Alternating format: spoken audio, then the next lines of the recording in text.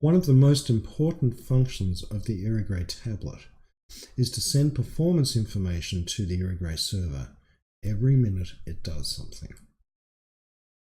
Unlike spray irrigation, with drip irrigation, if there's a problem, you can't see it. Normally, the first chance you would have to realize that something is wrong is when a zone is starting to look stressed. Clearly, it's not getting enough water, and by that stage, it's almost too late. Damage has been done. Here's a great example of a very recent installation where the contractor actually made an error connecting two irrigation zones. I'm just going to show the faults for one. Unfortunately, the irrigator did not use the manual control function to check that each zone was operational. But at least within IrriGRAY, our automated fault detection system notified us and the contractor that there was an error. At approximately 8 o'clock on the 17th of January this year, we received a lot of high water event warnings. This means that the water level inside the basin was high enough that grey water was starting to flow to waste via the overflow pipe.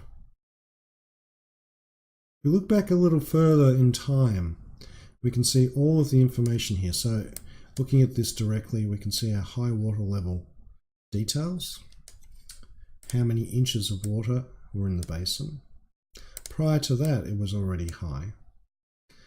Other information, just while we're running through this, it shows us how much power is in the battery, whether the battery is charging.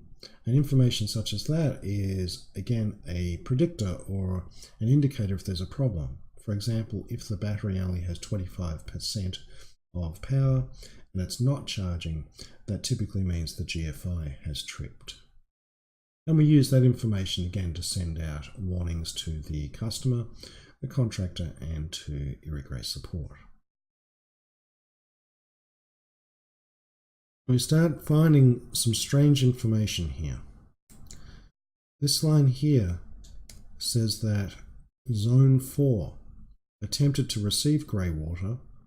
It had a pressure of 9.15 psi, but no water actually was pumped out. We have a lot of information there on Zone 4. Here we can see Zone 1 received 4 gallons of grey water at 5.6 psi, which is pretty much correct. That's normal. There was a filter clean at 7:30. That was triggered by low pressure when it was sending 2 gallons of grey water to Zone 1, and that's normal. Now leading up to, or before this, we could see that it did attempt to do Zone 4 prior to that, didn't get anywhere, so it then moved back to putting more water out to Zone 1. And that's how IrriGRAY is designed. If it detects a fault in operation in a zone, it will skip over it if it can to other zones.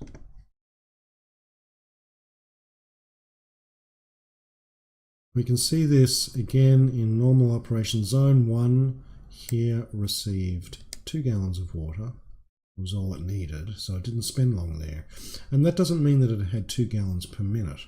You can see the timing difference tends to move around such that it might have only been 20 seconds of water. When it got to Zone 2, it was able to put out 4 gallons. The pressure was good. Pressure's slowly dropping as we would expect as the filter gets dirtier. But again, once we hit Zone 4, zero flow. 9.6 psi indicates that the pump is pushing against a brick wall. Now, if we didn't have the monitoring system here, we wouldn't have known that Zone 4 was not operating correctly. And it is likely that no one would have noticed until the landscape in Zone 4 started to look stressed. We have approximately 65 to 70 trigger points at the moment within the IrriGRAY system, and we're constantly developing that.